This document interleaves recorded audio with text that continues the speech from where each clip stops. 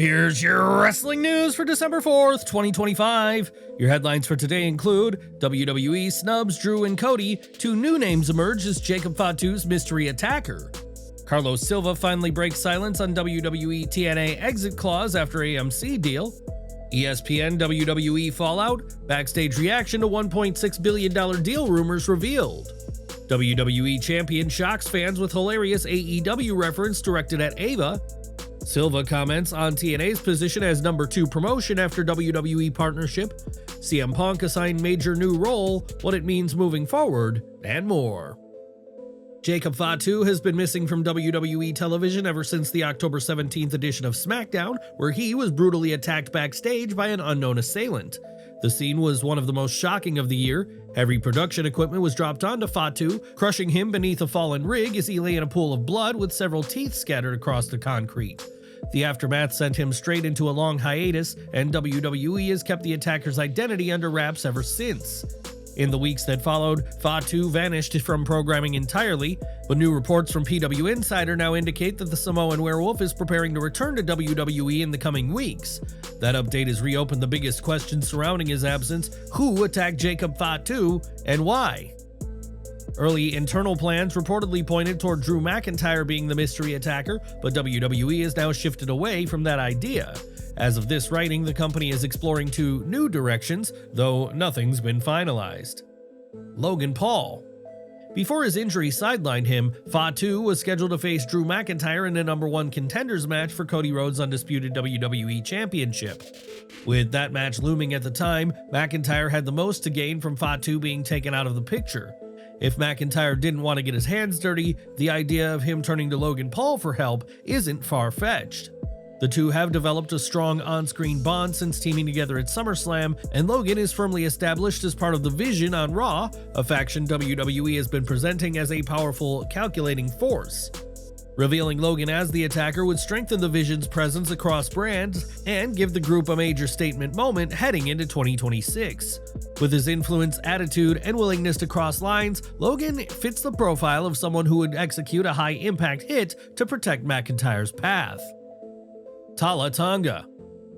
Another name being discussed internally is Tala Tonga, a member of MFT who hasn't been at the center of any fan theories, making him a genuine dark horse candidate. There is a possibility that he struck behind Solo Sikoa's back, using the opportunity to make a brutal and unexpected statement. WWE's environment in recent years has rewarded characters who make an impact, and eliminating someone as dominant as Fatu would instantly position Tonga as a dangerous force on SmackDown. The Tongan Giant has also been seeking a breakout moment since his WWE arrival.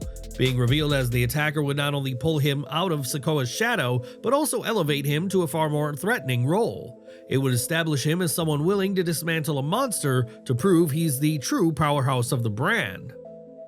With Jacob Fatu set to return soon, WWE is approaching a critical decision. Choosing the right attacker will shape the next chapter of his rivalry, his character arc, and possibly the balance of power on SmackDown. So, who is the right candidate to be revealed as Fatu's attacker? Logan Paul or Tala Tonga?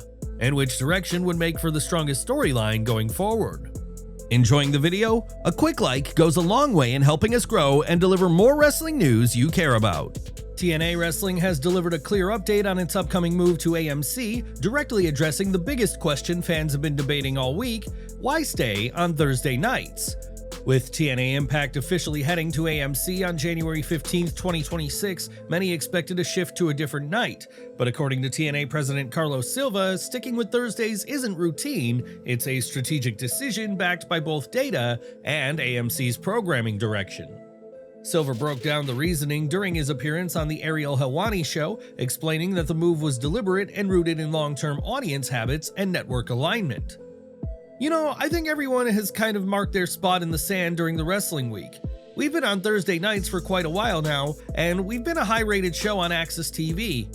In working with AMC, they like the idea of Thursday night as a lead-in to the weekend. It fits their audience well, so we stuck with it. He also revealed one key adjustment that will come with the AMC switch. The one change we did make is moving the show from 8 to 10 p.m. Eastern to 9 to 11 p.m. Eastern. That's the slot AMC believes works best for both their viewers and our fan base to bring in the biggest possible audience on Thursday nights. In short, the decision isn't about clinging to tradition. AMC sees Thursday as an ideal launch pad heading into the weekend, and TNA's proven performance on that night made the choice an easy fit. But the new AMC deal sparked a new wave of speculation, with reports suggesting that WWE could end its working relationship with TNA. The rumor gained traction after media executive Blake Avignon, the same insider who previously broke WWE's acquisition of AAA, claimed the AMC agreement automatically triggered a 60-day termination clause in TNA's contract with WWE. That clause gives WWE the option to walk away if they believe the partnership no longer benefits them. Carlos Silva is shutting all of that down, and he isn't sugarcoating anything. Speaking to The Takedown, he dismissed the speculation outright and reaffirmed TNA's commitment to the partnership. Yeah, I don't even understand the wrestling community sometimes when things like this come out. We've all been in sports entertainment our whole careers. I mean, we're coming out with great news that TNA is on a major network, and then the first report that comes out is that the partner that has been so great and that we've worked so well with over these last 9 months, it's just really, frankly, it's a bunch of silliness. We have a great relationship. When asked directly whether he believes WWE would trigger the clause, Silva made his stance clear and highlighted the ongoing collaboration at the highest levels. It's all going to continue. There's a lot of things in the works, working with at all the top levels with both Nick Khan and Paul Levesque, and then working with NXT with Shawn Michaels and Johnny Russo and Jeremy Borash and so many others. Everyone's been great. So no, I have zero buzz or inkling around anything other than it's been going great. And we're going to continue to keep the partnerships going strong. For now, the WWE TNA partnership that helps bring crossover appearances, like Jordynne Grace's standout NXT moments, remains intact, and Silva sounds confident it'll stay that way, even as TNA steps on to a major cable network. With the January AMC debut approaching, all eyes are now on how the new platform and time slot shape TNA's next era. Do you want to see more crossover moments between TNA and WWE NXT in 2026? And which stars should appear next? Share your thoughts below. Freddie Prinze Jr. sparked a wave of controversy this week after claiming that ESPN is privately frustrated with its massive $1.625 billion deal with WWE, but now both WWE and ESPN insiders are pushing back hard. In an update from Sean Ross Sapp of Fightful, Sapp reported that he reached out to contacts within both companies following Prinze Jr.'s comments on his Wrestling with Freddie podcast, where the actor claimed ESPN was hot over the financial side of the agreement. According to Sapp, the responses he received told a very different story. From WWE's side, the pushback was sharp. A top executive reportedly scoffed at Prinze Jr.'s credibility in the first place, telling Fightful, "A WWE higher-up said no one in WWE upper management is aware of Freddie Prinze's role in wrestling or otherwise." ESPN wasn't any more supportive of the claim. In fact, the network seemed confused by the entire narrative. An ESPN rep claimed that they haven't heard that chatter and that they've enjoyed working with WWE. That stands in contrast to Prinze Jr.'s original version of events. On his podcast, he claimed a friend working within the Disney ecosystem told him ESPN wasn't happy with the financial expectations tied to WWE's new deal. ESPN, by the way, is so unhappy with the deal. I was talking to a friend of mine who works for Disney, and he was just like, yo, they better make their money back on this deal. He just said they're hot. Prinze Jr. even took aim at WWE's terminology, suggesting that PLEs don't click with fans the way old school pay-per-views did. But anyway, guys, we gotta buy more PLEs. Just call it a pay-per-view. People would remember that, and they would buy them, maybe. Despite all the noise, WWE and ESPN appear to be on the same page. The deal is strong, the partnership is healthy, and the chatter isn't coming from them. With WrestleMania 42 on the horizon and ESPN preparing its major streaming expansion, the real question now is whether this billion-dollar partnership will deliver the returns Disney is banking on. What do you think? Is ESPN getting its money's worth with WWE, or is there truth to Backstage whispers Freddie Prinze Jr. mentioned? Drop your thoughts below and let us know where you stand. A current WWE champion just dropped a perfectly timed and hilarious AEW reference after NXT general manager Ava took a playful jab at him online. Ethan Page, who never held a championship during his 3 years in AEW, has already turned his WWE run into a success. He captured the NXT Championship earlier this year and now holds the North American title, marking the most decorated stretch of his career so far. This week's episode of NXT added another layer to his rising momentum when Mr. Iguana and La Yesca stole Paige's car in a comedic backstage segment. Ava later jumped on social media to poke fun at the situation and jokingly asked how his Uber ride to work went.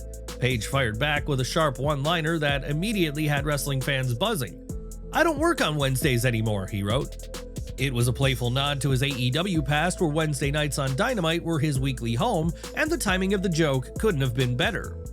With Paige leaning confidently into his character, delivering standout promos and stacking up accomplishments quickly, his WWE run already feels like a major turning point in his career. What do you think about Ethan Page's rise in WWE so far, and how long do you see this North American Championship reign lasting? The online wrestling world has been buzzing with claims that TNA is closing in on AEW and could soon become the true number 2 promotion behind WWE. With the debate picking up steam across social media, TNA President Carlos Silva has now stepped in to address the conversation directly. During an interview with Denise Salcedo, Silva was asked whether TNA sees itself as the second biggest company and what it would take to reach that point. Denise brought up the growing fan discussions and asked him the question many have been debating. One of the big conversations online is about the second promotion. Who holds that spot? Have you seen those discussions among fans, and what's your take on it? Do you consider TNA the second promotion? If not, what do you think it would take to get there? Silva responded without hesitation and kept his answer clear and grounded. "Yeah, you know, we hear about it all the time, and we talk about it all the time. We're really focused on competing with ourselves to be the best promotion we can be. Right now, there's a clear number one, and that's WWE. TKO, as their parent company, has both WWE and UFC sitting at the top of their categories." He noted that TNA's ongoing relationship with WWE and NXT is part of their long-term strategy, but emphasized that rankings are not their focus. "We're lucky to have a partnership with WWE and NXT, and we plan to continue making TNA great through that collaboration." Silva also addressed the constant comparisons to AEW. He explained that fans don't need to choose sides, and that enjoying both products is completely acceptable. As for all the talk about who's bigger, TNA or AEW, it doesn't really matter. What matters is whether you like TNA and want to watch it. And if you like AEW, you should watch AEW too. It's totally okay to enjoy both. According to Silva, much of the rivalry fans argue about online isn't something the companies themselves are pushing. You're allowed to be a fan of multiple wrestling promotions. This whole who's second thing is part of the competitive nature of wrestling, and a lot of it is fueled by social media and clickbait trying to stir up reactions. His biggest message was that TNA is not chasing another company or trying to climb a ladder someone else built. "We're just focused on doing the best we can. People are already noticing the difference, telling us we're doing better, and we're growing, and we're going to keep growing, especially now with AMC on board for 2026. With the AMC move ahead and growing momentum behind the brand, Silva made it clear that TNA is concentrating on its own evolution rather than online rankings. As the wrestling landscape shifts heading into 2026, TNA's goal isn't to become number 2, it's to become the strongest and most compelling version of TNA. CM Punk is stepping outside the ring once again, this time trading championship gold for a holiday season romantic comedy. Deadline confirmed that the WWE World Heavyweight Champion, credited under his real name, Philip Jack Brooks, has officially joined the cast of Netflix's upcoming film The Bodyguard, an adaptation of Kathleen Center's best-selling 2022 novel. The project already features a high-profile lineup, with Leighton Meester of Gossip Girl fame taking on the lead role, alongside Jared Padalecki from Supernatural. Punk has been cast as Doghouse, described as a physically intimidating member of the security detail who stands out for his loyalty and humor. The character leans naturally into Punk's well-established tough persona, but adds a lighter edge with charm and comedic timing. The move centers on Meester's character, a disciplined and no-nonsense bodyguard assigned to protect a major action film star, played by Padalecki, after a stalker threat emerges during the holiday season. With his growing list of roles and rising visibility outside WWE, Punk's jump into a rom-com raises an interesting question about his long-term future in entertainment. Could this be the move that positions him as wrestling's next breakout movie star? What's your take on Punk's latest venture? And will you be checking out The Bodyguard when it hits Netflix? Don't miss our next video coming at 5:30 p.m. Eastern with all the latest wrestling updates. Smash that bell icon and select all notifications so you're always in the loop.